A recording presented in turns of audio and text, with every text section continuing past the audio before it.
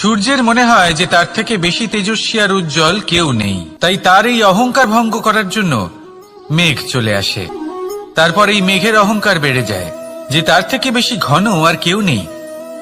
তারপরে বাতাসের একটা প্রবল দমক আসে আর মেঘেদের ছিন্ন ভিন্ন করে দিয়ে চলে যায়। তখন বায়ুর অহংকার বেড়ে যায়, আরো ভাবে যে তার থেকে বেশি শক্তিশালী আর কেউ নেই।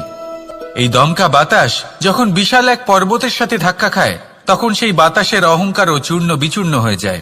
পরে পর্বত ভাবে যে তার থেকে বেশি ধীর আর শক্তিশালী আর কেউ নেই।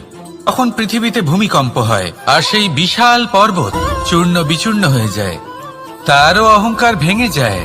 এবার ধরিত্রীর অহংকার হতে থাকে। ধরিত্রী বলে যে আমার উপর সবকিছু টিকে রয়েছে, আমার থেকে বেশি শক্তিশালী আর কেউ নেই। একটা ছোট্ট ইঁদুর আসে, মাটিতে গর্ত করে আর মাটি ধসিয়ে দেয়। ধরিত্রীর অহংকার ভেঙে যায়।